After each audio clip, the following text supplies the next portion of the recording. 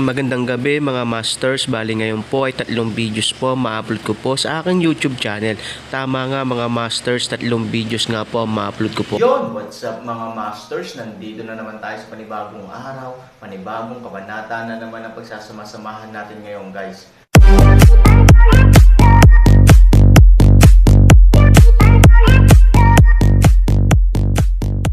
Bali mga masters, kung bago ka pa lang po sa aking YouTube channel, please click the subscribe button, lalong-lalo na po yung notification bell guys, para maging connected pa rin tayo sa isa't isa at maging updated kayo sa mga susunod ko pang video.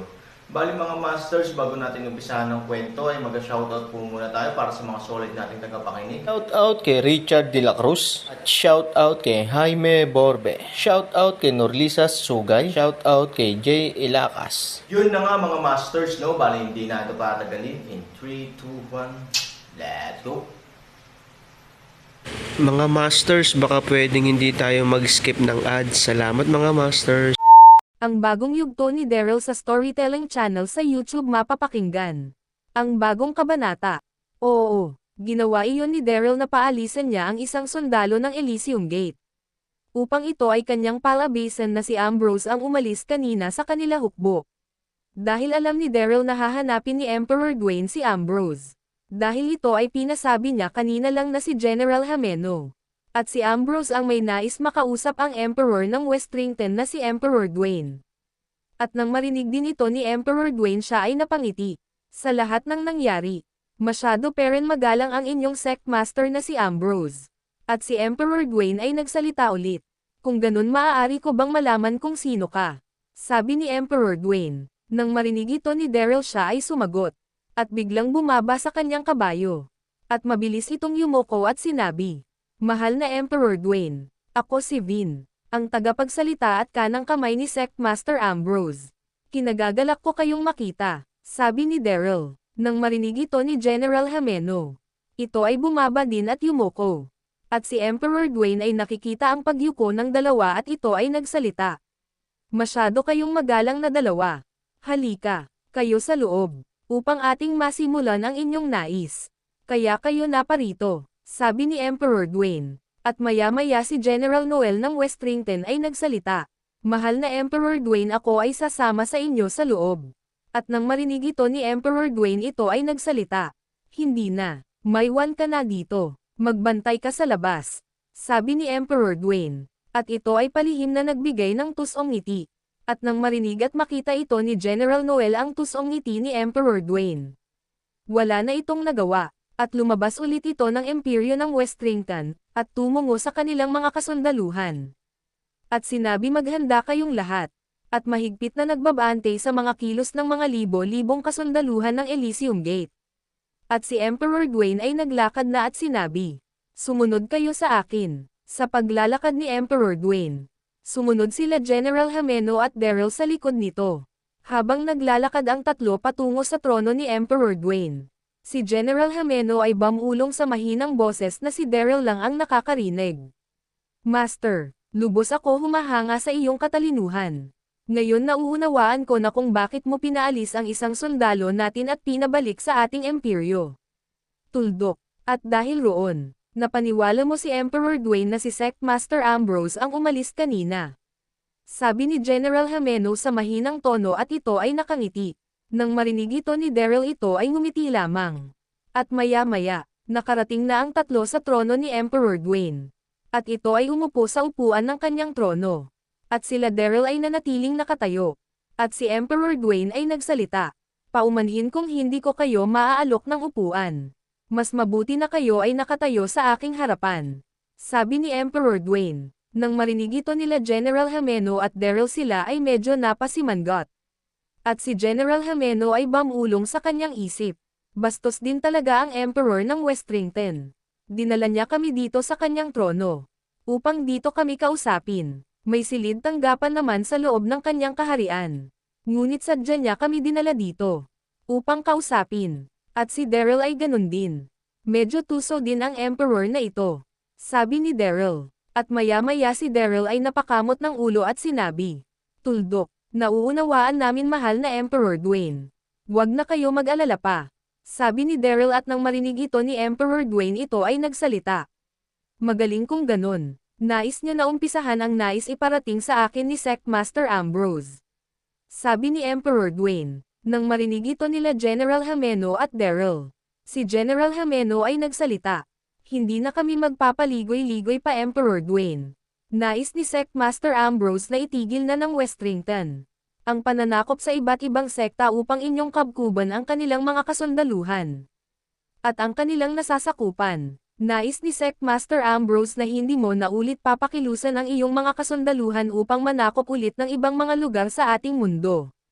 Sabi ni General Hameno. Nang marinig ito ni Emperor Dwayne, medyo kumunat ang noo nito at sinabi, nais ng inyong Sect Master na si Ambrose, na ang Westrington at aking pamumuno sa pagkabkab sa ibang mga lugar na pagmamay-ari ng iba't ibang sekta ay aking itigil.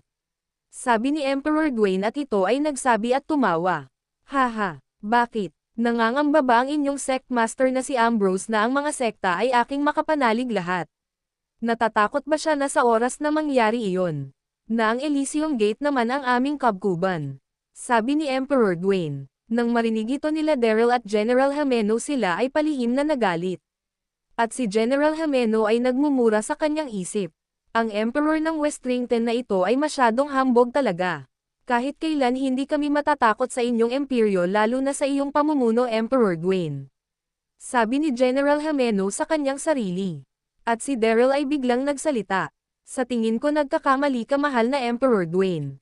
Kahit kailan, hindi natakot ang Elysium Gate kanino man. Kahit sa mga ibang nilalang na nasa ating daigdig. Nais lang ni Sect Master Ambrose na bumalik ang kapayapaan sa ating mundo. Sana ay maunawaan mo ang ibig iparating ni Sect Master Ambrose sa iyo. At nang marinig ito ni Emperor Dwayne ito ay tumawa ulit at sinabi. Haha, tama ka. Ang Elysium Gate ay hindi kailanman natakot kanino man. Ngunit, bakit nais ako patigilan ni Ambrose? Paano kung hindi ko sundin ang kanyang nais iparating sa akin? Lalo na sa buong Westrington. Sabi ni Emperor Dwayne. Nang marinig ito nila Daryl at General Hameno. Si General Hameno ay nagsalita. Kung hindi mo nais gawin ang paghinto sa pananakop Emperor Dwayne. Sinabi ni Sect Master sa amin. Nasabihin sa iyo, na mapipilitin kami gumawa ng isang hakbang laban sa iyong pamumuno. At titiyakin ni Sect Master Ambrose na dadanak ang dugo ng mga kasundaluhan mo sa iyong imperyo. At ang pamumuno mo ay magwawakas. Sabi ni General Hameno. Nang marinig ito ni Emperor Dwayne. Ito ay medyo nakaramdam ng takot. At galit sa mga sinabi ni General Hameno. Oo, alam naman ni Emperor Dwayne na ang tinataglay na lakas ng kasundaluhan ng Elysium Gate ay hindi basta-basta. Lalo na ang katalinuhan ng mga ito sa pakikipaglaban. Ngunit nang si Daryl pa ang namumuno sa Elysium Gate ng mga panahon na iyon. At si Ambrose ay minamaliit ni Emperor Dwayne sa panahon na ito. At maya-maya, sumagot si Emperor Dwayne. General Hameno, sa tingin mo ba ako ay matatakot sa banta na dala-dala mo mula sa inyong Sect Master na si Ambrose? Nakita niyo ba kung gaano kadami ang aking mga kasundaluhan na nasa labas ng aking imperyo? Sa tingin ba ni Ambrose ako ay kanyang matatakot? Hahaha, ang kanyang nais mangyari ay kailanman ito ay hindi ko gagawin. Kahit na damanak pa ang dugo sa aming imperyo. Handa kami sa inyong puwersa upang kami ay inyong kalabanin. Walang sino man ang pwedeng manakit sa Westrington at lalo na sa aking pamumuno. Sabi ni Emperor Dwayne sa seryosong tono. At maya-maya, si Daryl ay nagsalita. Kinalulungkot ko na marinig mula sa Emperor ng Westrington ang ganon mga salita. Kung ganon, nauunawaan na namin ang nais mo iparating sa aming Sect Master Ambrose. Na hindi pumapayag ang Westrington sa nais niya mangyari. Kami ay babalik na sa aming imperyo upang sabihin kay Sect Master Ambrose ang mga napag-usapan natin ngayon. Sabi ni Daryl. Nang marinig ito ni Emperor Dwayne ito ay hindi umiimik. Maya-maya sila Daryl ay nagpasya ng lumabas ng trono ni Emperor Dwayne, at maya-maya tumawa si Emperor Dwayne at sinabi. Haha, sana ay makabalik kayo sa inyong imperyo. Nang marinig ito nila Daryl at General Hameno. Sila ay napalingon kay Emperor Dwayne. At ang daan-daang kasundaluhan ng Westrington ay mabilis na nagsipasok sa trono ni Emperor Dwayne. Ang daan-daang kasundaluhan ng Westrington ay mabilis na pinalibutan sila Daryl at General Hameno. Oo, kanina habang napansin ni Emperor Gwaine ang isang figurine na umalis sa hukbo ng Elysium Gate. Ang katabi niyang isa pang general ng Westrington ay kanyang inatasan na magdala ng daang-daan kasundaluhan sa labas ng kanyang trono. At mag-antay na matapos ang kanilang usapin. Sinabi ni Emperor Gwaine sa isang general, "General Tam, maghanda ka ng daang-daan kasundaluhan natin. At ito ay ihanay mo sa labas ng aking trono. At bago lumabas si General Hameno at si Ambrose, ang mga ito ay ating dadakpin. Upang gamitin ang pagkakataon na ito. Para ang Elysium Gate ay ating mapabagsak. At ang kanilang imperyo ay aking masakop." Sabi ni Emperor Gwaine sa kanyang isa pang general na si Tam. At ngayon, sila Daryl at General Hameno ay nahulog sa patibong na ginawa ni Emperor Gwaine.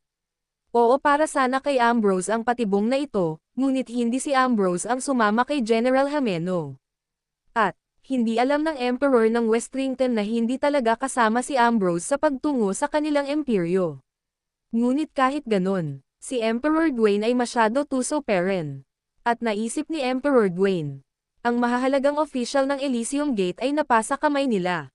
Pwede nilang itong gamitin panakot sa lahat ng kaalyansa ng Elysium Gate, na iba't ibang mga sekta at imperyo, upang ito ay sumuko at ito ay piliin na mapabilang sa paghahari ng Westrington. At sa ganun pangyayari, naisip din ni Emperor Gwaine na ang Elysium Gate sect ay wala nang magagawa sa sitwasyon na iyon. Nang makita nila Daryl at General Hameno ang daang-daang kasundaluhan ng Westrington na nakapalibot sa kanila, si General Hameno ay sumigaw, "Tuso ka talaga, Emperor Gwaine. Sa tingin mo ba kung kami ay nakobkob mo? Kami ay hahayaan ng Elysium Gate basta-basta. Dahil sa iyong ginawa ngayon, ang iyong pamumuno ay matatapos na ngayon." Sigaw ni General Hameno. At si Daryl ay napabulong din sa kanyang sarili. Masyado talagang mabangis at tuso ang Emperor ngayon ng Westrington. Gumawa ito ng isang patibong laban sa amin. Pinaghandaan niya ang aming pagtungo sa kanyang trono. Magaling na idea upang makobkob ang kaaway. Ngunit, hindi ko hahayaan na ito ay mangyari, sabi ni Daryl sa kanyang sarili. At maya-maya nang marinig ni Emperor Gwaine ang sinabi ni General Hameno, ito ay lubos na nagalit at sinabi, "Mamatay kayong dalawa sa aking kaharian. Patayin ang dalawa na iyan. Kunin niyo ang kanilang mga ulo." Sigaw ni Emperor Gwaine. Yun na nga mga masters, no? Bali panibagong kabanata na naman yung natapos natin ngayong gabi. Muli, maraming salamat po talaga sa walang sawang suporta po sa aking YouTube channel na talagang inaabangan nyo po ang bawat upload ko po. Bali mga masters, magkita-kita ulit po tayo bukas ng gabi at ngayon po ay magpapaalam po muna tayo. Bali mga masters, bye-bye!